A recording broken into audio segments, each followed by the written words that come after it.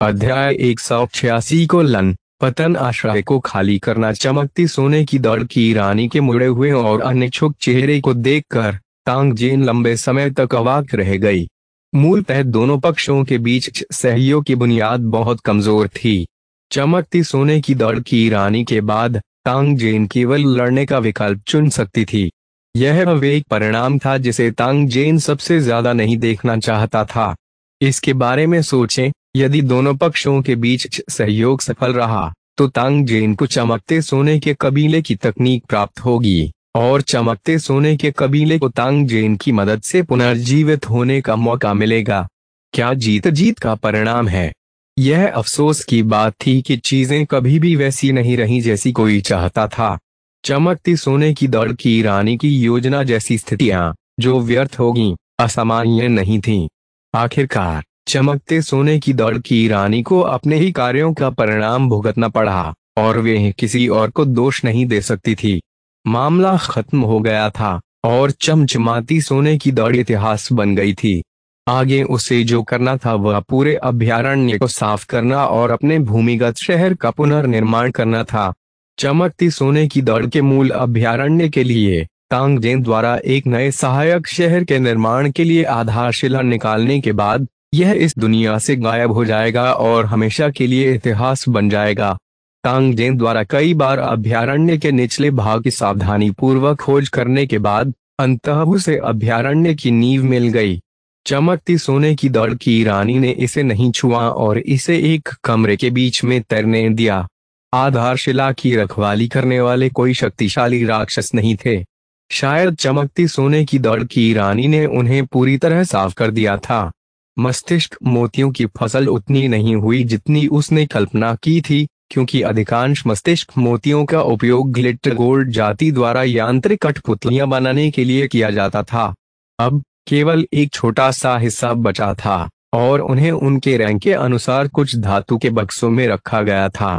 तांग जेन ने उन पर नजर डाली और उन सभी को भंडारण स्थान में रख दिया।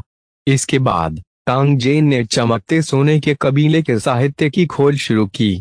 जब तक यह शब्दों वाला धातु का कागज था उसने इसे अपने भंडारण स्थान में रख दिया। पब फ्यूचर द्वारा विज्ञापन ये बातें चमकती सोने की दौड़ की तकनीक से संबंधित थीं, इसलिए तांग जेन ने लापरवाह होने की हिम्मत नहीं की। उसने निचली मंजिल के हर कोने की अच्छी तरह से तलाशी ली। यह पुष्टि करने के बाद कि उसने कुछ भी नहीं खोया है, वह संतुष्टि के साथ चमकती सोने की दौड़ की रानी के शरीर पर लौट आया। जैसे ही ब्लेड चमका, चमकती सोने की जाति की रानी और उसके कबीले के लोगों का दिमाग भी तांग जेन के भंडारण स्थान में प्रवेश कर गया। हालांकि उसने उन्हें अलग से संग्रहित किया था। वह जो चाहता था उसे पहले ही मिल चुका था और अब समय आ गया था कि लोगों को उस जगह की सफाई करने के लिए भेजा जाए। धीरे धीरे सतह पर वापस चलते हुए तांग जेन ने होली ड्रैगन सिटी के निवासियों को सूचित किया और उनसे सफाई का आयोजन करने के लिए कहा। फॉलआउट शेल्टर में बहुत सारी चीजें थीं। तांग जेन ने अनुमान लगाया कि इसे साफ करने में कम से कम 1 से 2 महीने लगेंगे और इसमें धातु की कठपुतलियां शामिल नहीं थीं। सौभाग्य से चमकती सोने की जनजाति के पास एक विशेष धातु कठपुतली परिवहन चैनल था जो इन धातु कठपुतलियों को बैचों में सतह पर ले जा सकता था। तांग जेन ने पहले ही इस लिफ्ट जैसे परिवहन उपकरण के उपयोग का पता लगा लिया था। समय आने पर उन्हें केवल एकाग्रचित होकर ऊपर पहुंचाने की जरूरत थी। जिन निवासियों को आदेश मिला वे तुरंत काम में लग गए, क्योंकि जब वे रात में इमारत में प्रवेश करते थे तो उन्हें अजीब चीजों का सामना करना पड़ता था। वे केवल दिन के दौरान ही काम कर सकते थे। समय कठिन था और हर कोई समय के विरुद्ध दौड़ रहा था। यह देखते हुए कि उनमें से लगभग सभी को लामबंद कर दिया गया था, लेकिन उन्हें अभी भी लगा कि पर्याप्त जनशक्ति नहीं थी। तांग जेन ने महसूस किया कि पवित्र ड्रैगन सिटी को फिर से निवासियों की भर्ती करनी चाहिए।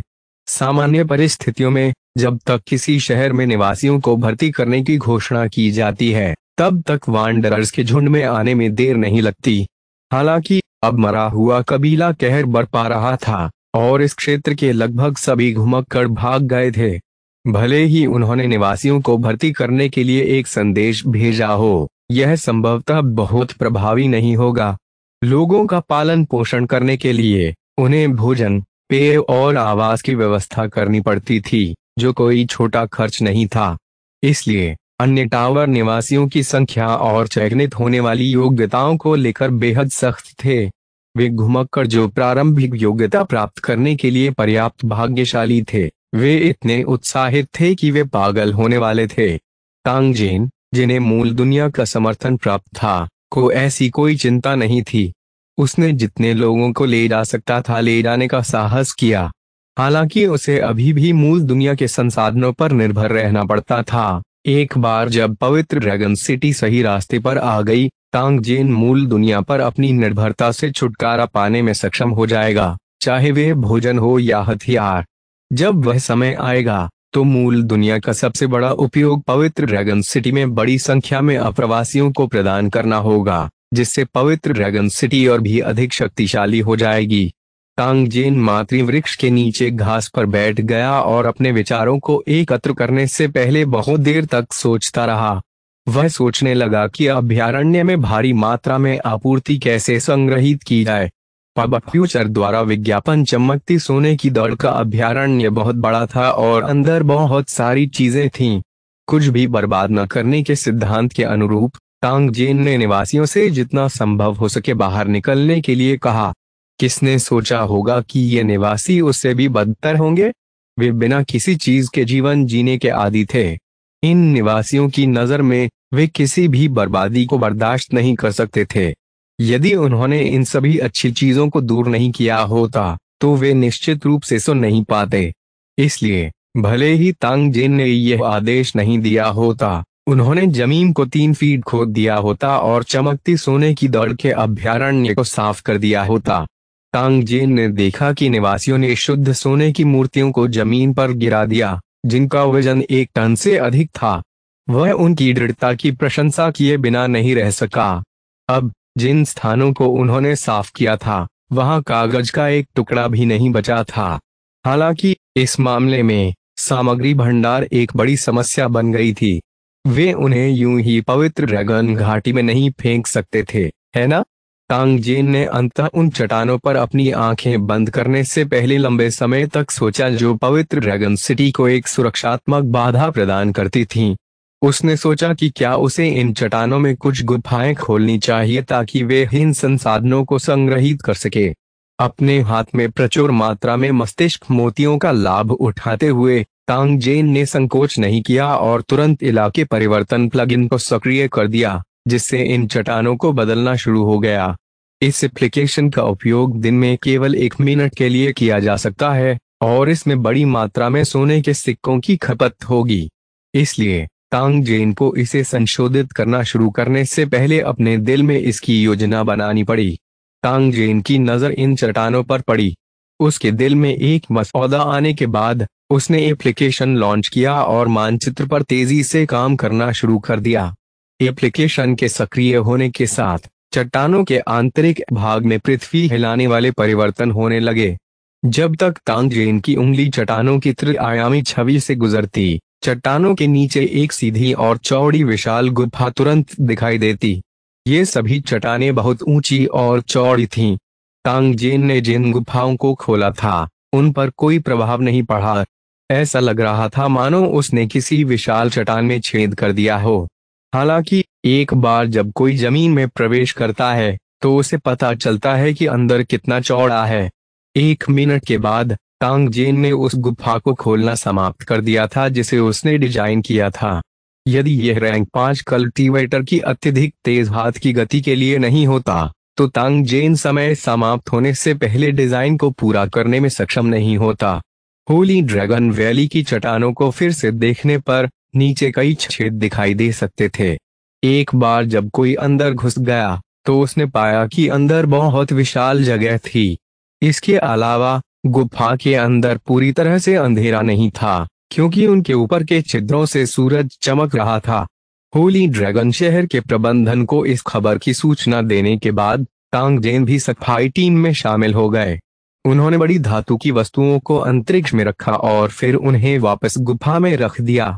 तांगजेन के शामिल होने से निवासियों को उन भारी वस्तुओं को ले जाने की आवश्यकता नहीं थी, इसलिए ले जाने का काम दोगुना हो गया। हालांकि अभयारण्य में बहुत सारे संसाधन थे। यहाँ तक कि तांगजेन, जिसके पास भयानक गति थी, को सभी भारी धातु की वस्तुओं को गुफा में ले जाने से पहले अपने पैरों को जमीन पर छुए बिना 4 से 5 दिनों तक काम करना पड़ा। सामान ले जाने की प्रक्रिया में चमकती सोने की जनजाति की कलाकृतियों से कई निवासियों के हाथ और पैर घायल हो गए थे। कुछ के तो सिर भी टूट गए। तांगजेन को लगा कि ऐसा नहीं चल सकता। उसे निवासियों को बुनियादी श्रम सुरक्षा प्रदान करनी थी। इसलिए भारी धातु की वस्तुओं को ले जाने के बाद तांगजेन ने टेलीपोर्टेशन को सक्रिय किया और आचार राष्ट्र में किराए के घर में दिखाई दिया। पब फ्यूचर द्वारा विज्ञापन को फायदान आपके लिए और अधिक अध्याय लाने में सहायता के लिए हमारा समर्थन करें। संपर्क करें साइट मैप दान करें। अध्याय 187 पड़ोस में रहने वाली लड़की। एक अनुवादक। 54,96,90,339। तांगजेन ने इस बार कुछ श्रम सुरक्षा आपूर्तियां खरीदने की योजना बनाई। क्योंकि यह एक छोटा सा मामला था, उसे जेओ फेंग की जरूरत नहीं थी। वह इसे स्वयं आसानी से सुलझा सकता था। इसके अलावा तांगजेन ने निवासियों के भोजन को बेहतर बनाने के लिए कुछ मांस और तेल खरीदने की भी योजना बनाई। होली ड्रैगन शहर के निवासियों के लिए भोजन बहुत अच्छा था।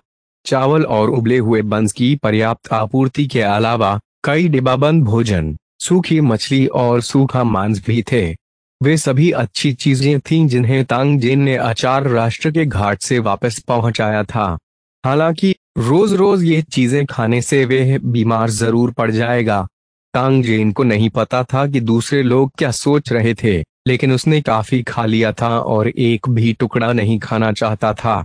यदि तांगजेन के विचारों को पवित्र ड्रैगन सिटी के निवासियों को पता होता तो वे शायद कुछ नहीं कहते, लेकिन वे निश्चित रूप से सोचते कि शहर के भगवान संतुष्ट नहीं थे। अब अंतहीन जंगल में पवित्र ड्रैगन सिटी जैसी अच्छी जगह कहाँ मिल सकती है। न केवल निवासियों के पास खाने के लिए पर्याप्त था, बल्कि उन्हें पैसे खर्च करने की भी आवश्यकता नहीं थी। इस तरह निवासी अपने द्वारा अर्जित जेट सिक्कों को बचा सकते थे और होली ड्रैगन सिटी की दुकानों में जाकर अपनी पसंद की कुछ चीजें खरीद सकते थे।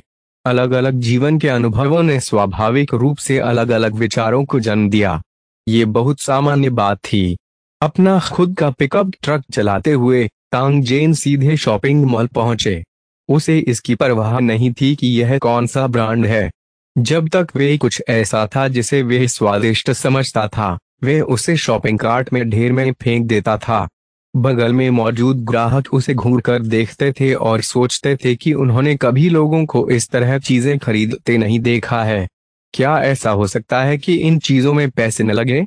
बेशक इन चीजों के लिए पैसे की जरूरत थी, लेकिन तांगजेन के पास अब पैसे की कमी नहीं थी। खाने पीने की चीजों की एक बड़ी गाड़ी खरीदने के बाद तांगजेन बाजार से चली गई। जब कोई ध्यान नहीं दे रहा था तो उसने इन चीजों को भंडारण स्थान में रख दिया और कच्चा मांस, चिकन और मछली, साथ ही निवासियों के लिए श्रम सुरक्षा आपूर्तियां खरीदना शुरू कर दिया। तांगजेन ने इस खरीदारी को एक छुट्टी के रूप में माना और आनंद लिया। पब फ्यूचर द्वारा विज्ञापन जब खाने का समय हुआ, तांगजेन को सड़क पर एक रेस्तरां मिला। कुछ व्यंजनों का ऑर्डर देने के बाद उसने अपना सिर छिपा लिया और खाना शुरू कर दिया। भोजन के आधे समय में तांगजेन का फोन बजा। उसने उसे बाहर निकाला और देखा कि यह एक अपरिचित नंबर था। तांगजेन का फोन नंबर बहुत खास था। यह संख्याओं और प्रतीकों का एक गंदा संयोजन था। इसे सर्व उद्देशीय इलेक्ट्रॉनिक किट द्वारा एन्क्रिप्ट भी किया गया था। तांगजेन से परिचित लोगों के अलावा गलत कॉल की लगभग कोई संभावना नहीं थी। उन्होंने उत्तर बटन दबाया और नॉर्थ सी अलायंस के मजबूत उच्चारण के साथ एक धीमी पुरुष आवाज तुरंत रिसीवर से आई। महामहिम, मैं पार्गो हूँ। तांगजेन ने अपनी चॉपस्टिक मेज पर रखी और धीरे से कहा, तुम लोगों को क्या दिक्कत है? तुम इतने समय तक गायब क्यों रहे? आप नहीं जानते, पार्गो ने कहा। आइस बियर एलायंस में कुछ ताकतें हमारा पीछा कर रही हैं और हमने उनसे छुटकारा पा लिया है। हम एक आदिम जंगल में छिपे हुए हैं और श्री इवानोव मेरे ठीक बगल में है। जैसे ही पार्गो की आवाज गिरी, फोन से इवानोव की आवाज आई। महामहिम, इस बार मैंने अपने शत्रु को कम आंका है। लेकिन चिंता न करें, समस्या को हल करने में मुझे ज्यादा समय नहीं लगेगा, क्योंकि मुझे पहले ही एक महत्वपूर्ण व्यक्ति का समर्थन प्राप्त हो चुका है। इवानोव ने लंबे समय तक बात की और तांग जेन ने आखिरकार मामले का कारण और प्रभाव समझ लिया। स्पष्ट रूप से कहें तो यह जादुई सैन्य कवच और कार्ड की सुरक्षा ढाल के कारण होने वाली परेशानी थी। इवानोव और अन्य को आइस बियर एलायंस की एक उच्च स्तरीय सेना द्वारा निशाना बनाया गया था, जो इन चीजों को अपने हाथ में लेना चाहते थे। सौभाग्य से इवानोव इस स्थिति के लिए तैयार था। अब जब उसे एक मजबूत आश्रय मिल गया है, तो उसे सार्वजनिक रूप से प्रकट होने में ज्यादा समय नहीं लगेगा। तांग जेन को इन चीजों में ज्यादा दिलचस्पी नहीं थी। इवानोव जो कुछ भी करना चाहता था वह उसका अपना व्यवसाय था। तांग जेन को केवल उसे सबसे बुनियादी मदद देने की जरूरत थी। बेशक यह बुनियादी चीज इवानोव के लिए सबसे महत्वपूर्ण चीज भी थी। 20 मिनट तक बातचीत करने के बाद तांग जेन ने फोन रख दिया। चूंकि उन्होंने पुष्टि की थी कि इवानोव और अन्य लोग ठीक हैं, तांग जेन के दिल पर लटका हुआ पत्थर आखिरकार उठ गया। इवानोव अपनी मूल दुनिया में एक बहुत ही महत्वपूर्ण शतरंज का मोहरा था। तांग जेन उसे आसानी से नहीं छोड़ सकती थी। दरअसल तांग जेन ने पहले ही एक योजना बना ली थी। यदि इवानोव अभी भी प्रकट नहीं हुआ, तो वे व्यक्तिगत रूप से उसकी तलाश करेगा। खुशखबरी मिलने के बाद तांग जेन का मूड स्वाभाविक रूप से काफी बेहतर हो गया। उसने 2 और व्यंजन ऑर्डर किए और धीरे धीरे पीते हुए खाया। दुर्भाग्य से तांग जेन का भोजन शांति से नहीं खाया जा सका। वेटर ने अभी व्यंजन परोसे ही थे कि तांग जेन ने 2 लोगों को दरवाजे से अंदर आते देखा। वह उनमें से एक को जानता था। यह उसके पड़ोसी के घर की लड़की थी। उसके बगल वाला भी थोड़ा परिचित था। बात सिर्फ इतनी थी कि तांग जेन को याद नहीं आ रहा था कि उसने उसे पहले कहाँ देखा था। पड़ोसी के घर की लड़की स्पष्ट रूप से तांग जेन के लिए यहाँ थी। उसने लड़की का हाथ अपने पास खींचा और सीधे तांग जेन की मेज के सामने बैठ गई। उसने उनसे कहा, मैंने अभी आपकी कार प्रवेश द्वार पर देखी, इसलिए मैं अंदर आ गई। अंकल, आप इतने दिनों तक गायब रहे, कहाँ चले गए? तांग जेन ने अपना सिर उठाया और मुस्कुराया। मैं अपने व्यवसाय में व्यस्त हूँ। मैं आज ही वापस आया हूँ। आप क्या कर रहे हो? क्या आप एक साथ खाना खाना चाहते हैं? जरूर, हुयान और मैंने अभी तक खाना नहीं खाया है, इसलिए हम खुद ही मदद करेंगे। लड़की ने अपने बगल वाली लड़की को आंख मारी। दूसरे व्यक्ति ने असहाय भाव दिखाया, मानो उसने सोचा हो कि यह अच्छा नहीं है। हालांकि वह अपनी सहेली की लगातार आंखों के संकेतों का विरोध नहीं कर सकी, इसलिए वे केवल शुष्क रूप से मुस्कुरा सकी और जाने के लिए नहीं उठी। तांग जेन उदासीन था। उन्होंने वेटर को बुलाया और कुछ और व्यंजन ऑर्डर किए। इसके बाद ही उन तीनों में बातचीत होने लगी। तभी तांग जेन को पता चला कि अगले दरवाजे वाली लड़की का नाम जिन मिंग जेन था और उसके दोस्त का नाम लिन हुयान था। वे वर्तमान में एक ही विश्वविद्यालय में थे और उनके बीच बहुत अच्छे संबंध थे। खाने के बाद तांग जेन ने जाने की योजना बनाई, लेकिन कौन जानता था कि जिन मिंग जेन उसके साथ खरीदारी करने पर जोर देंगे। तांग जेन विरोध नहीं कर सका और केवल उसका अनुसरण कर सका। जब से वे किमची देश में आया, तांग जेन ने एक बार भी गंभीरता से खरीदारी नहीं की। अब उसे 2 छोटी लड़कियों के साथ खरीदारी करना बहुत अच्छा लग रहा था, इसलिए तांग जेन को जाने की कोई जल्दी नहीं थी। कुछ देर इधर उधर घूमने के बाद वे तीनों एक आर्केड के पास आए। दोनों लड़कियां तुरंत अंदर गईं और बातचीत करने लगीं कि वे कौन सा खेल खेलना चाहती हैं। तांग जेन को इस तरह की चीज में बहुत दिलचस्पी नहीं थी। हालांकि वह 2 लड़कियों की खींचतान का विरोध नहीं कर सका। इस प्रकार वह भी ऊपर चला गया। एक शूटिंग गेम मशीन के सामने कुछ लोगों ने जिन मिंगजिन और उनके साथी को देखा तो तुरंत उनका स्वागत किया। वे एक दूसरे से परिचित लग रहे थे। जब उन्होंने तांग जेन और लड़की को आते देखा तो एक गोरे आदमी की अभिव्यक्ति थोड़ी खराब हो गई। वह लिन हुयान की ओर मुड़ा और पूछा, वे आदमी कौन है? यह स्पष्ट था कि यह लड़का लिन हुयान में रुचि रखता था और यहाँ तक कि उसे अपनी विशेष संपत्ति मानता था। यही कारण है कि वह उसके बगल वाले अजनबी आदमी से दुश्मनी रखता था। अब जब वह तांग जेन के सामने ऐसे लहजे में बोल रहा था तो यह स्पष्ट था कि उसका इरादा तांग जेन के लिए चीजों को मुश्किल बनाने का था। तांग जेन ने भी इस साथी को नजरअंदाज कर दिया। उसकी नजर धीरे से उसके शरीर पर पड़ी और सीधे हवा की तरह उसके साथ व्यवहार किया, जैसे कि वह तांग जेन के रवैये से उकसाया गया था। सुनहरे बालों वाले व्यक्ति ने उसके बगल में गेम कंसोल पर अपनी नजर डाली। उसने तांग जेन की ओर अपनी ठुड्डी उठाई और कहा, अरे चाचा, क्या आप में मैच करने की हिम्मत है? अपनी बात खत्म करने के बाद उसने अपने हाथ में खिलौना बंदूक उठाई और तांग जेन पर उत्तेजक निशाना साधते हुए इशारा किया।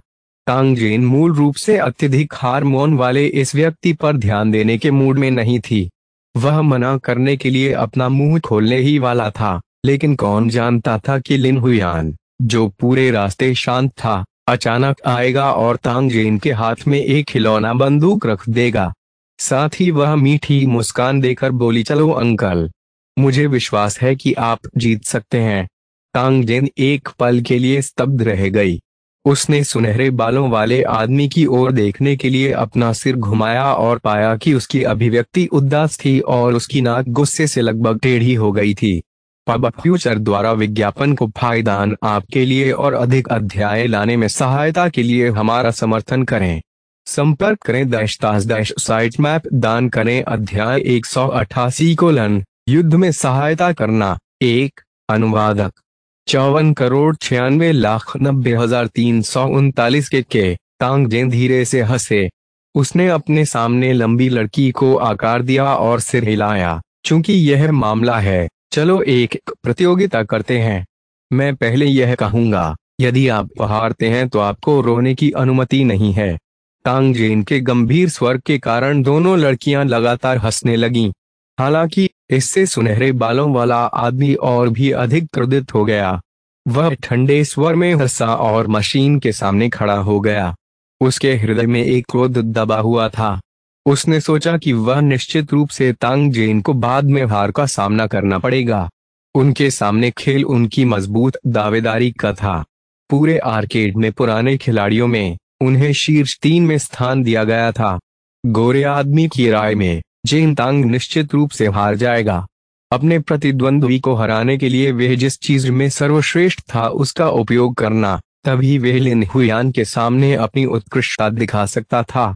जब खेल शुरू हुआ तो सुनहरे बालों वाला व्यक्ति बहुत पेशेवर लग रहा था और दोनों हाथों से निशाना लगा रहा था। दूसरी ओर तांग जेन की अभिव्यक्ति शांत थी। पिस्तौल उसने इस तरह ढीली पकड़ रखी थी जैसे वह कभी भी गिर जाएगी। यह देखकर सुनहरे बालों वाले व्यक्ति ने बार बार उपहास किया। उसने पहले से ही कल्पना करना शुरू कर दिया था कि बाद में प्रतियोगिता जीतने के बाद वह तांग जेन का उपहास करने के लिए सबसे तीखे शब्दों का उपयोग कैसे करेगा। स्विश, उसके सामने बड़ी स्क्रीन पर एक दरवाजा खुला और 2 लाशें बाहर आ गईं। गोरे आदमी ने रिफ्लेक्स पर ट्रिगर खींच लिया, लेकिन इस समय 2 तेज पापा आवाजें सुनाई दीं और 2 लाशों के सिर उड़ा दिए गए थे। पब फ्यूचर द्वारा विज्ञापन। सुनहरे बालों वाला आदमी चौंक गया। उसने तांग जेन की ओर देखने के लिए अपना सिर घुमाया। तभी उसने देखा कि वह एक हाथ से बंदूक उठा रहा है और तिरस्कार पूर्वक उसकी ओर देखकर मुस्कुरा रहा है। वाह, चाचा की शूटिंग की गति बहुत तेज है। लिन हुयान की अतिशयोक्तिपूर्ण चीख ने गोरे आदमी को और भी क्रोधित कर दिया और उसके हाथ कांपने लगे। पापा जैसे जैसे खेल आगे बढ़ता गया, दोनों एक दूसरे पर गोली चलाते रहे। सुनहरे बालों वाले आदमी की घबराहट और एकाग्रता की तुलना में तांग जेन बहुत अधिक आकस्मिक लग रहा था।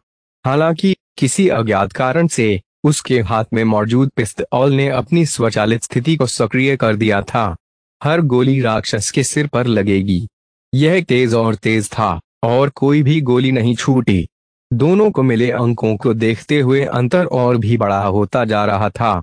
सुनहरे बालों वाले व्यक्ति ने अनजाने में तांग जेन की बातें देखीं और बहुत चौंक गया। इस समय अंततः उसे एहसास हुआ कि उसने लोहे की प्लेट को लात मार दी है। वह मदद नहीं कर सका, लेकिन थोड़ा असहज महसूस कर रहा था। यदि लिन हुयान बाद में हार गया तो वे उसे कैसे देखेगा। कौन जानता था कि कठोर कार्य करने में असफल होने के बाद वह इतना उदास हो जाएगा। आखिरकार खेल खत्म हुआ। टैंग जेन द्वारा प्राप्त किए गए अंकों की संख्या को देखकर दर्शक इतने हैरान हो गए कि उनका मुंह खुला रह गया। ऐसा इसलिए था क्योंकि उन्होंने कभी नहीं सोचा था कि यह गेम अभी भी इतना उच्च स्कोर प्राप्त कर सकता है। कुछ पुरुष और महिलाएं जो देख रहे थे, उन्होंने तांग जेन को ऐसे देखा जैसे वे किसी भगवान को देख रहे हों। वे बस उस पर झपटने और उससे सिखाने के लिए कहने से कुछ ही दूर थे।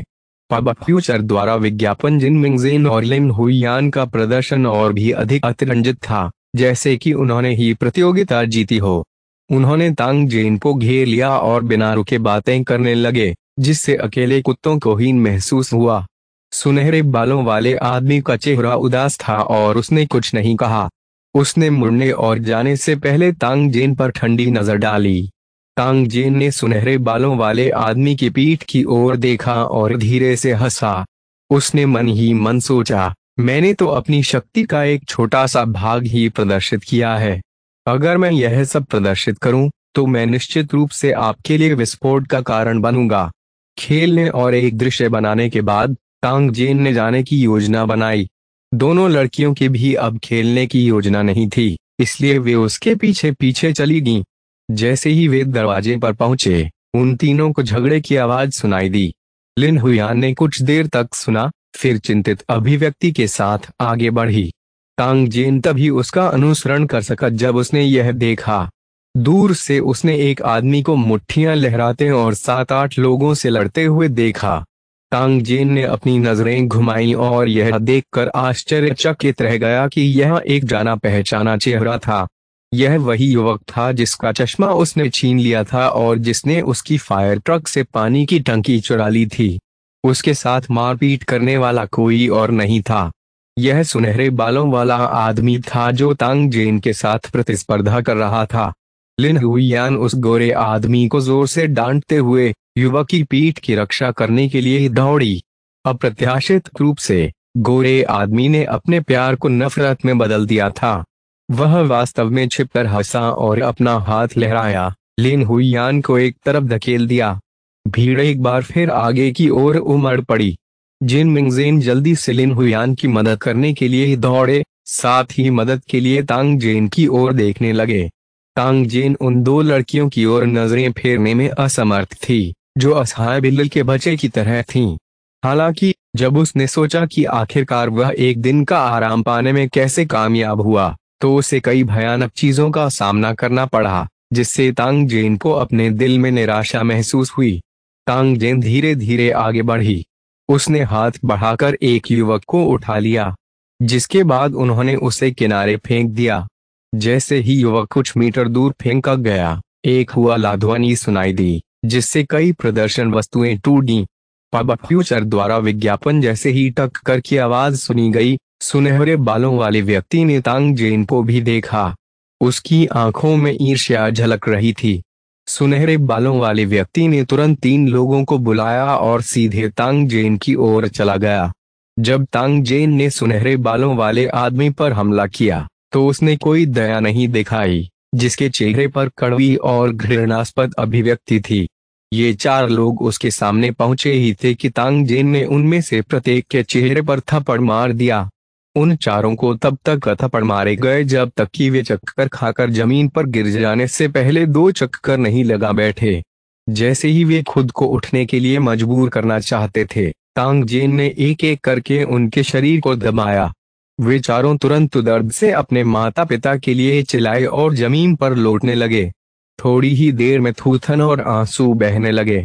जब तांग जेन के पास करने के लिए कुछ नहीं था और वह किताबें पढ़ रहा था, तो उसने एक बार मानव शरीर का मेरिडियन नेटवर्क आरेख देखा था।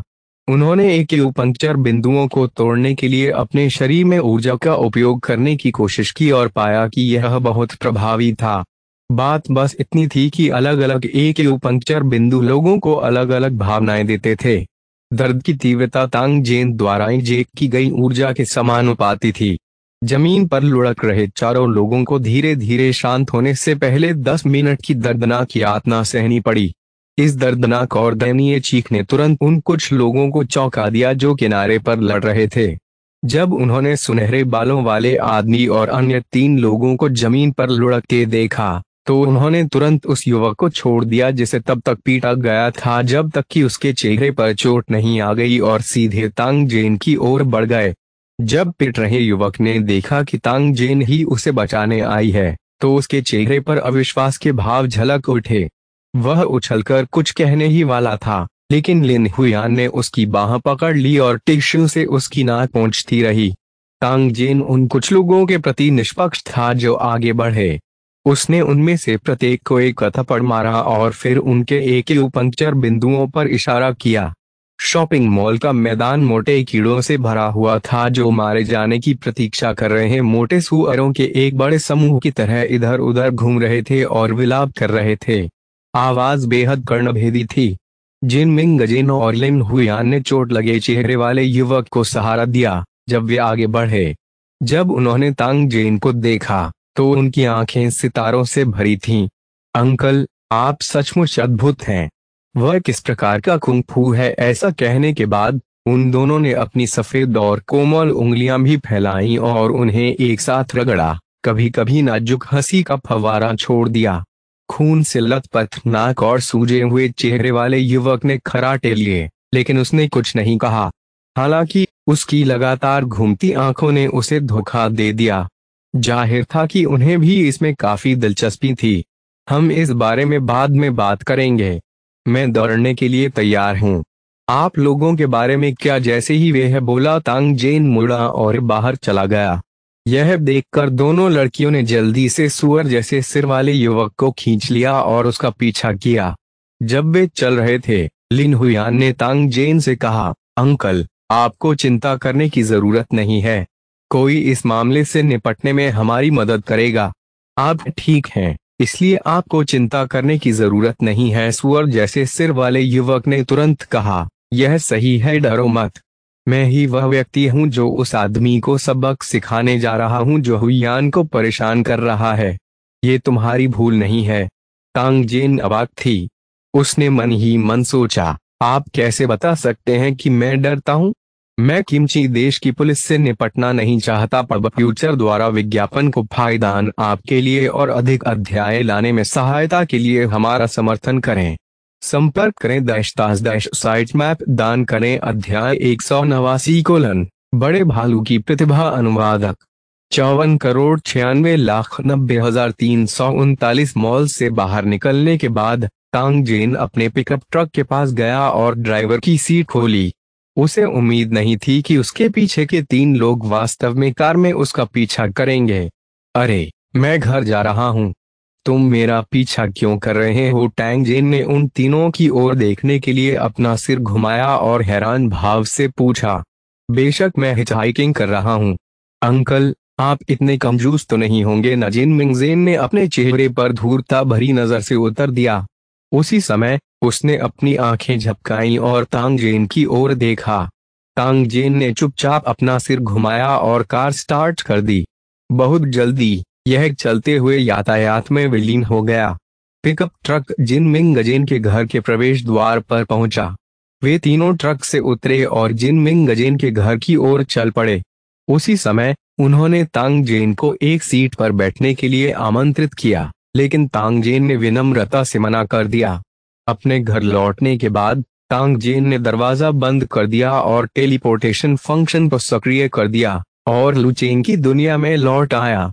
खाना पकाने के लिए खरीदे गए भोजन को डाइनिंग हॉल में भेजने के बाद तांग जेन ने काम कर रहे होली ड्रैगन सिटी निवासियों को श्रम सुरक्षा उपकरण वितरित किए। फिर वे प्रशिक्षण की प्रगति देखने के लिए उस बूढ़े व्यक्ति के पास गया जिसने राक्षसों को प्रशिक्षित किया था। तांग जेन ने टाइमिंग साइट से बहुत दूर से एक राक्षस को जंजीरों में बंधा हुआ देखा। राक्षस का नेतृत्व एक बड़े भालू द्वारा किया जा रहा था और वह घाटी में घूम रहा था। ओल्ड वा और होली ड्रैगन सिटी के कुछ निवासी पीछे पीछे चल रहे थे और चलते चलते कुछ बातें कर रहे थे। तांग जेन को आते देखने के बाद बिग बियर ने राक्षस को अपनी ओर खींच लिया जैसे कि वह कोई खजाना पेश कर रहा हो, और वह मूर्खतापूर्ण ढंग से मुस्कुराना बंद नहीं कर सका। बड़े भालू की ऊंचाई पहले से ही असामान्य थी, लेकिन विशाल राक्षस के सामने वह एक बच्चे जितना लंबा था। हालांकि जैसे ही बड़े भालू ने उसे खींचा, राक्षस एक आज्ञाकारी बच्चे की तरह आज्ञाकारी रूप से उसके पीछे चला गया, जिससे एक बेहद अजीब दृश्य प्रभाव पैदा हुआ।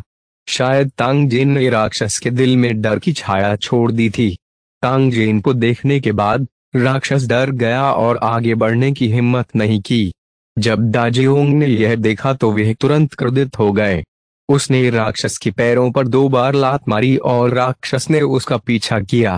तांगजेन, जिसने यह दृश्य देखा, अपने दिल में आहें भरने के अलावा कुछ नहीं कर सका। यदि राक्षस का आकार अनगिनत गुना कम कर दिया जाए तो उसका वर्तमान प्रदर्शन एक पिल्ला के समान होगा। यह बूढ़ा आदमी वह काफी साधन संपन्न है। मैं जियान को बाद में उन्हें कुछ उचित पुरस्कार देने के लिए कहूंगा। यदि वर्चस्व का प्रभाव बरकरार रखा जा सकता है तो उन्हें निश्चित रूप से निवासियों के रूप में उच्च स्तर पर उन्नत किया जा सकता है। तांगजेन ने बिग बियर के हाथ से लोहे की चेन ली और धीरे से खींच ली। सबसे पहले राक्षस विरोध करता दिख रहा था, लेकिन बिग बियर द्वारा लात मारे जाने के बाद वे तुरंत आज्ञाकारी हो गया। तांगजेन ने इस दृश्य को उत्सुकता से देखा। वह मुड़ा और बूढ़े वाटियों से पूछा, क्या हो रहा है? राक्षस भालू से डरते प्रतीत होते हैं। बूढ़े वांतू ने हंसते हुए कहा, आप सही कह रहे हैं मेरे भगवान।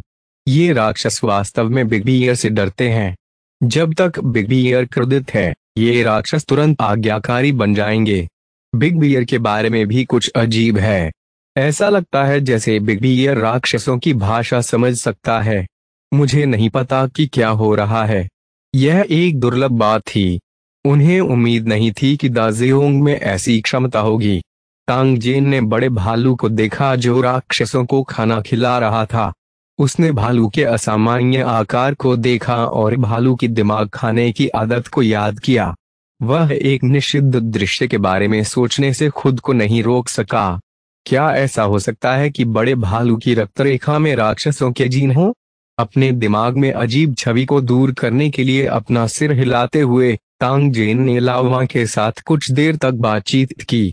The timing of the grace की प्रगति का पता लगाने के बाद उन्होंने ग्रेस के लिए कस्टम हथियारों और उपकरणों का अध्ययन करना शुरू किया। राक्षसों की जादुई शक्ति और उनकी मजबूत पुनर्प्राप्ति क्षमता को ध्यान में रखते हुए तांगजेन ने उन्हें भारी कवच से लैस करने का फैसला किया जो तेज ब्लेड से ढका हुआ था। फिर वे राक्षसों की विनाशकारी शक्ति को बढ़ाने के लिए उन्हें गद्दा जैसे कुंद हथियारों से लैस करेगा। होली ड्रैगन सिटी इस प्रकार का कवच बनाने में असमर्थ थी, इसलिए तांगजेन को मूल दुनिया में जाने के लिए समय निकालना पड़ा। पुराने वान के स्थान को छोड़ने के बाद तांगजेन लिसा और अन्य 2 की खेती की प्रगति की जांच करने के लिए फिर से मातृवृक्ष के पास गया। विशाल मातृवृक्ष के नीचे तांगजेन शुद्ध पुरुष युएलांग को देखकर आश्चर्यचकित रह गया, जिसके पास योगिनी वंशावली थी और वे एक महिला से भी अधिक सुंदर था। इस समय उसकी आंखें पवित्र भाव से बंद थीं, मानो वे मातृवृक्ष से संवाद कर रहा हो। पब फ्यूचर द्वारा विज्ञापन इसमें कोई आश्चर्य नहीं कि जब यह वापस आई तो उसने उसे नहीं देखा। पता चला कि यह बच्चा यहाँ भाग कर आया है। तांगजेन आगे बढ़े और अचानक पता चला कि युएलांग का शरीर रोशनी से चमक रहा था। संकेतों से यह स्पष्ट था कि उसने मातृवृक्ष के साथ सफलतापूर्वक संचार किया था। जब तांगजेन ने यह देखा तो वे आश्चर्यचकित और खुश दोनों था। हालांकि युएमांग एक अर्धयोगिनी था, वे पवित्र ड्रैगन सिटी का निवासी भी था। तांगजेन स्वाभाविक रूप से खुश था कि वह मातृवृक्ष के साथ संवाद कर सका, क्योंकि इसका मतलब था कि पवित्र ड्रैगन शहर की ताकत एक बार फिर बढ़ गई थी। हालांकि युएमांग के लिए मातृवृक्ष के साथ इतनी जल्दी संवाद करने में सक्षम होना, क्या इसका मतलब यह था कि प्रकृति की पूजा करने वाली योगिनी वंशावली मातृवृक्ष के साथ संचार करने के लिए अधिक उपयुक्त थी? और वृक्ष आत्मा जनजाति और कल्पित बौने के बीच किसी प्रकार की उत्पत्ति थी? तांगजेन ने युएलांग, लिसा और अन्य 2 को परेशान नहीं किया। वह घूमा और टावर पर लौट आया। नए रूपांतरित अध्ययन कक्ष में वे चमकती सोने की दौड़ की किताबें और सामग्री पढ़ने लगा। जैसे जैसे उसका स्तर बढ़ता गया, तांगजेन की विश्लेषणात्मक क्षमता में धीरे धीरे सुधार हुआ और उसकी अंतर्दृष्टि तेज हो गई। किताबों के रिकॉर्ड और तांगजेन के प्रयोगों के माध्यम से उन्होंने मूल रूप से चमकती सोने की दौड़ अभयारण्य में प्रकाश व्यवस्था के सिद्धांत का पता लगाया था। अगला काम जो उसे करना था वह था होली ड्रैगन सिटी के मुख्य स्थानों में प्रकाश व्यवस्था के उपकरण लगाना। ग्लिटर गोल्ड रेस द्वारा उपयोग की जाने वाली ऊर्जा एक प्रकार के पारदर्शी क्रिस्टल से आती थी। उन्होंने इसे विशेष धातु उपकरणों में डाला और विशेष माध्यमों से बड़ी मात्रा में ऊर्जा का उत्पादन किया। यह ऊर्जा बिजली के समान थी, लेकिन इसे तारों और अन्य कंडक्टरों द्वारा प्रसारित करने की आवश्यकता नहीं थी। बिजली की तुलना में यह निस्संदेह अधिक सुरक्षित था। केवल जब यह किसी विशेष सामग्री के संपर्क में आती है तो यह ऊर्जा निरंतर प्रकाश उत्पन्न करती है। ग्लिटर गोल्ड रेस द्वारा उपयोग की जाने वाली लाइटिंग इस विशेष सामग्री से बनी थी और कुछ अभी भी स्टॉक में थे। अभयारण्य देर सवेर लुप्त हो जाएगा, इसलिए तांगजेन ने लोगों को सभी लैंपों को उतारकर गुफा में रखने का आदेश दिया। वे उन्हें केवल तभी बाहर निकालेंगे जब उन्हें उपयोग करने की आवश्यकता होगी। तांगजेन तब तक बहुत स्वतंत्र था जब तक ब्लैक रॉक सिटी ने उससे सेना भेजने में मदद नहीं मांगी, या जब तक कोबोल्ड्स ने उसे फिर से लापरवाही से परेशान नहीं किया। वह इस समय का उपयोग होली ड्रैगन सिटी के नवीनीकरण और इसे और अधिक सुंदर और साफ सुथरा बनाने में कर सकता था। मानचित्र दृश्य के माध्यम से पवित्र ड्रैगन वैली को देखते हुए तांगजेन ने योजना बनाना शुरू किया। उसी समय उन्होंने एक कलम और कागज निकाला और अपने विचार दर्ज किए। जैसे ही उसने इसके बारे में सोचा, उसने इसे रिकॉर्ड कर लिया। बहुत जल्दी तांगजेन ने एक पूरा अध्याय लिख दिया था। इसे ध्यान से जांचने के बाद तांगजेन पवित्र ड्रैगन शहर के चौराहे पर चला गया और ताइसिंग पर चिल्लाया, अपने आदमियों को बुलाओ, हम काम करना शुरू कर रहे हैं। हाँ। अपने बॉस को इतने उत्साहित देखकर ताइसिंग ने और देरी करने की हिम्मत नहीं की। उसने तुरंत उन सभी सैनिकों को बुलाया जिन्हें शहर की रक्षा के लिए नियुक्त नहीं किया गया था और तांगजेन के आदेश की प्रतीक्षा करने लगा। जब तांगजेन ने देखा कि हर कोई आ गया है, तो उसने उत्पादन उपकरणों के प्रबंधन के प्रभारी निवासियों को गिनती लाने का आदेश दिया। प्रत्येक व्यक्ति को एक देने के बाद उन्होंने सभी को खाइयां खोदने और मिट्टी को समतल करने का निर्देश दिया। उन्होंने घाटी के निर्माण के प्रभारी सभी फोरमैन को भी बुलाया और उन्हें अपनी निर्माण योजना के बारे में विस्तार से बताया। तांगजेन की योजना में पूरी सामने की घाटी में प्रकाश उपकरण स्थापित किए जाएंगे, इसलिए काम की मात्रा बहुत बड़ी होगी। तांगजेन के लिए पूरे दिन निर्माण पर नजर रखना असंभव था। सैनिकों के लिए पूरे दिन काम करना और अपने प्रशिक्षण की उपेक्षा करना भी असंभव था। इसलिए इन कार्यों को पूरा करने के लिए अंतः निवासियों को अभी भी आवश्यकता थी। इसलिए इससे पहले तांगजेन को प्रबंधन के प्रभारी निवासियों को यह पता लगाने देना चाहिए कि वे क्या चाहते हैं। जब ये लोग उसके विचारों को समझ गए, तो तांगजेन ने अपना तैयार किया हुआ मसौदा उन्हें सौंप दिया। फिर उसे एक कुली के रूप में दो दुनियाओं के बीच यात्रा करनी होगी। पब्लिक फ्यूचर द्वारा विज्ञापन को फायदान आपके लिए और अधिक अध्याय लाने में सहायता के लिए हमारा समर्थन करें। संपर्क करें साइट मैप दान करें। अध्याय 190 कोलन काले पंखों वाला बर्डमैन जो हवा में उड़ गया था। अनुवादक 54,96,90,339। चूंकि काम ठीक से व्यवस्थित किया गया था, तांगजेन स्वाभाविक रूप से एक कुशल प्रबंधक बन गया। जैसे ही वह पढ़ना जारी रखने और ग्लिटर गोल्ड रेस की बोझिल तकनीक का अध्ययन करने के लिए अपने अध्ययन पर लौटने वाला था, अचानक एक तेज अलार्म बज उठा, जो पूरे पवित्र ड्रैगन वैली में गूंज उठा। तांगजेन का दिल कड़ा हो गया। यह एक आपातकालीन अलार्म सिग्नल था जिसे शहर के गार्डों द्वारा तभी सक्रिय किया जाएगा जब दुश्मन की किसी बड़ी स्थिति का पता चलेगा। तांगजेन ने मानचित्र पर स्विच किया और उस पर नजर डाली।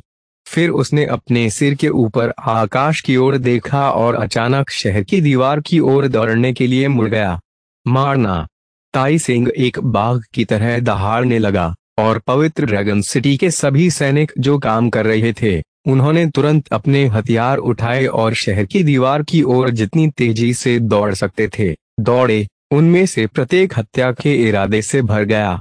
ये सैनिक इस बात से सबसे अधिक परिचित थे कि पवित्र ड्रैगन शहर की युद्ध शक्ति कितनी शक्तिशाली थी। दूसरों के लिए परेशानी न पैदा करके वे पहले से ही एक अच्छा काम कर रहे थे। अब वास्तव में कुछ अज्ञानी साथी थे जो उन पर हमला करने आए थे। क्या उन्होंने सोचा था कि पवित्र ड्रैगन सिटी को धमकाना आसान था? होली ड्रैगन शहर की दीवारों के बाहर करीब 1 लाख राक्षसों की जान चली गई थी। उनकी लड़ाई के परिणाम स्पष्ट थे और यह निश्चित रूप से एक वास्तविक रक्तपात था। शहर की दीवार के शीर्ष पर शहर की रक्षा के प्रभारी सैकड़ों सैनिक युद्ध के लिए तैयार हो गए थे। उनकी नजरें सामने आसमान पर टिकी थीं, क्योंकि दूर दूर से एक बड़ा काला बिंदु उड़ रहा था। पब फ्यूचर द्वारा विज्ञापन तांगजेन ने मानचित्र के दृश्य के माध्यम से पहले ही उस व्यक्ति की शक्ल स्पष्ट रूप से देख ली थी जो आया था। यह आधा मनुष्य आधा पक्षी प्राणी था। इसके विशाल काले पंख, मानव शरीर और पक्षी के पैर थे। इसने अपने चेहरे पर काला मुखौटा पहन रखा था और इसके पेट पर एक चमड़े की ट्यूब बंधी हुई थी जो नोकीले भालों से भरी हुई थी। इनमें से कई काले पंख वाले बर्डमैन थे। तांगजेन ने अनुमान लगाया कि उनमें से कम 100 थे। एक बार जब वे आक्रमणकारी दल बना लेते थे और हवा से भाला फेंकते थे तो मारक क्षमता बेहद भयानक होती थी। किसी भी रक्षाहीन जमीनी लक्ष्य के लिए इन काले पंख वाले बर्डमैन का सामना करना एक दुस्वप्न होगा। तांगजेन की अभिव्यक्ति गंभीर थी। इन बर्डमैन की पोशाक देखने के बाद तांगजेन को यकीन हो गया कि वे राक्षस नहीं बल्कि जंगल में किसी प्रकार की विदेशी नस्ल के प्राणी थे। जिस दिशा में ये विदेशी जनजातियां जा रही थीं, उसे देखते हुए वे स्पष्ट रूप से सीधे पवित्र ड्रैगन सिटी की ओर जा रहे थे। उनके इरादे क्या थे? दुश्मन हवा से भाला फेंक सकता है, इसलिए उन्हें कम मत समझो। तुम सब अपने अपने कमरों में जाकर छिप जाओ। अपने हथियार लोड करें और विमान भेदी मशीन गन तैयार रखें। मेरे आदेश की प्रतीक्षा करें।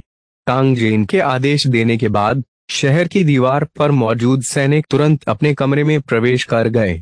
उसी समय सैकड़ों बंदूकें आकाश की ओर तान दी गईं, जिससे तांगजेन विशाल शहर की दीवार पर अकेला खड़ा रह गया। काले पंख वाले बर्डमैन का समूह तेजी से पास आया।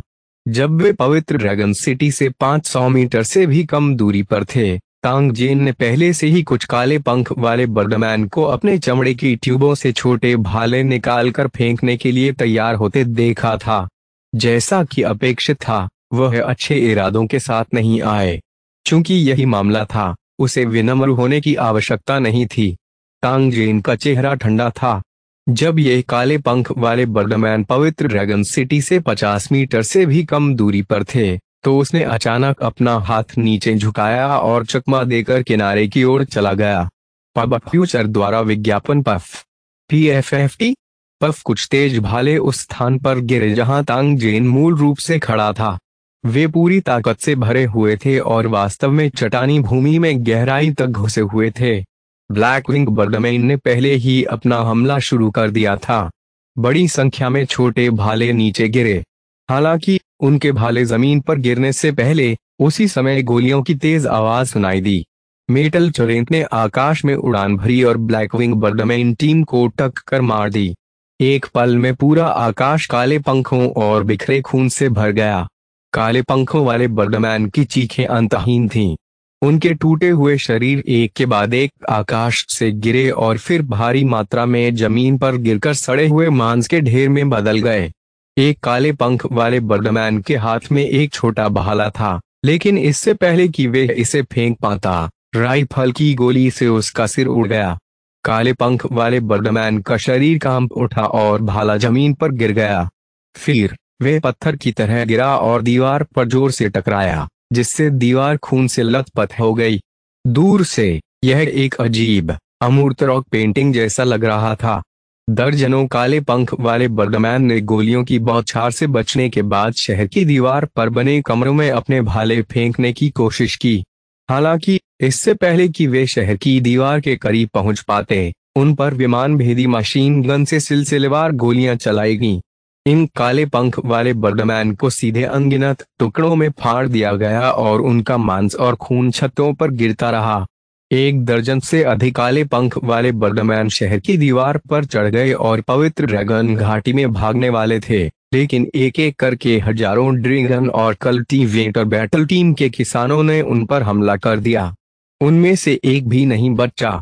दर्जनों काले पंख वाले बर्डमैन के अलावा, जो नाकाबंदी रेखा को तोड़ने में भाग्यशाली थे, बाकी काले पंख वाले बर्डमैन गोलियों की बौछार से अवरुद्ध हो गए और 1 इंच भी आगे नहीं बढ़ सके। होली ड्रैगन सिटी का दीवार मैदान, जो मूल रूप से बहुत साफ था, अब कीमा बनाया हुआ मांस और पंखों के साथ खून से ढका हुआ था, जो बहुत खूनी लग रहा था। लड़ाई बेहद भीषण थी, लेकिन एक तरफा थी। आक्रामक काले पंख वाले बर्डमैन 5 मिनट से भी कम समय में पूरी तरह से नष्ट हो गए। अंधेरे आकाश में 100 से भी कम काले पंख वाले पक्षी बच्चे थे। वे सभी घबराकर गोलियों से बच रहे थे। समय समय पर कुछ बदकिस्मत काले पंख वाले बर्डमैन को गोली लग जाती थी और वे गिर जाते थे। यदि वे इतने बदकिस्मत होते कि विमान भेदी मशीन गन की चपेट में आ जाते, तो वे हवा में खून की धुंध के बादल में विस्फोट कर जाते। वातावरण में दुख भरी चीखें गूंज उठीं और यह एक अकथनीय त्रासदी थी। काले पंख वाले बर्डमैन, जो हमेशा खुद को आकाश का स्वामी मानते थे और जमीन पर मौजूद प्राणियों को हेय दृष्टि से देखते थे, यहाँ तक कि अपनी इच्छानुसार उनका वध भी कर देते थे, अब उन्हें मनुष्यों के एक समूह का सामना करना पड़ा जो उन्हें आसानी से मार सकते थे। इससे उन्हें ऐसा महसूस हुआ जैसे उनकी हिम्मत टूट रही है। इस मजबूत विरोधाभास ने उन्हें नुकसान में डाल दिया और कई काले पंख वाले बर्डमैन अभी भी मरने के लिए तैयार नहीं थे। काले पंख वाले पक्षी पुरुषों का नेता उस घृणित मानव को मारने के प्रयास में कई बार शहर की दीवार के ऊपर आकाश में चढ़ गया था। उसने ही अभी आक्रमण का आदेश दिया था। इसके अलावा वे महान डार्कविंग कबीले के लोगों को ऐसे देख रहा था जैसे कि वे सुअर या कुत्ते हों। इस तरह की नजर से काले पंखों वाले पक्षियों का नेता बेहद क्रोधित हो गया। उसने कसम खाई कि वे निश्चित रूप से इस इंसान को मार डालेगा और उसके शरीर को हजारों टुकड़ों में तोड़ देगा। अपने क्रोध के सहारे काले पंख वाले पक्षियों का सरदार आखिरकार शहर की दीवार के शीर्ष पर पहुंच गया। हालांकि इससे पहले कि वह अपना गुस्सा निकाल पाता, उसने देखा कि मानव ने अपना बायां हाथ उठाया और एक सफेद रोशनी निकली। ब्लैकविंग बर्डमैन के नेता को उसके शरीर में अचानक दर्द महसूस हुआ और फिर उसका सिर उसके शरीर से अलग कर दिया गया। पहली बार उसने बिना पंखों के सहारे उड़ान भरी। अपने कुल के लोगों को आसमान से गिरते देख ब्लैक फेदर बर्डमैन के नेता ने उन्हें पीछे हटने का आदेश देना चाहा, लेकिन वे आवाज नहीं कर सके। टकराना एक बड़ा पैर उड़कर आया और काले पंख वाले बर्डमैन के नेता के सिर को गेंद की तरह दूर फेंक दिया। एक और काले पंख वाले बर्डमैन को बीच हवा में गिरा दिया गया और दोनों तुरंत पवित्र ड्रैगन शहर की दीवारों के नीचे तैरते हुए खून की धुंध के बादल में बदल गए। यह देखकर कि उनके नेता को एक पल में मार दिया गया था, काले पंख वाले बर्डमैन जो भाग्य से भागने में कामयाब रहे थे, उन्होंने अब और संकोच करने की हिम्मत नहीं की। वे तुरंत घूमे और जिस दिशा से आए थे उसी दिशा में पीछे हट गए। उनकी राय में जब तक वे शहर की दीवार से दूर थे, जो मनुष्य उड़ नहीं सकते थे वे असहाय रहेंगे। इस बार फ्लाइंग फेदर रेस को भारी नुकसान उठाना पड़ा। उसे बदला लेना ही होगा। जब वह टावर पर लौटा तो उसे ब्लैक फेदर शहर के मालिक को रिपोर्ट करनी होगी और बदला लेने के लिए योद्धाओं के एक बड़े समूह को इकट्ठा करना होगा। वहां शापित कुत्ते जैसे लोग भी थे। क्या उन्होंने यह नहीं कहा कि उन्होंने मानव शहर को घेरने के लिए पहले ही बड़ी संख्या में सेना भेज दी है? हालांकि वहां किसी कुत्ते की छाया भी दिखाई नहीं दे रही थी। क्या वे डार्कविंग जनजाति के साथ खिलवाड़ कर रहे थे? होली ड्रैगन सिटी से कुछ किलोमीटर दूर उड़ान भरने के बाद काले पंख वाले बर्डमैन, जो भाग्यशाली थे कि अपनी जान बचाकर भागने में सफल रहे, ने राहत की सांस ली। कुछ घायल काले पंख वाले बर्डमैन ने हवा में अपने घावों पर पट्टी बांधना भी शुरू कर दिया। बचे हुए कुछ दसियों डार्कविंग जनजाति के सदस्यों को देखकर और फिर अपने सैकड़ों आदिवासी भाइयों के शानदार दृश्य के बारे में सोचते हुए ब्लैकविंग बर्डमैन को दुख की लहर महसूस हुई। अरे इंसानों, हमें बदला लेना ही होगा। हमें उनके शहर पर हमला करना चाहिए, उन्हें हवा में उठाना चाहिए और उन्हें चट्टान पर मरने के लिए फेंक देना चाहिए।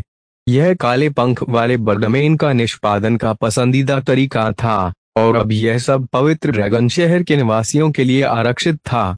पब फ्यूचर द्वारा विज्ञापन को फायदान आपके लिए और अधिक अध्याय लाने में सहायता के लिए हमारा समर्थन करें। संपर्क करें -- साइट मैप दान करें।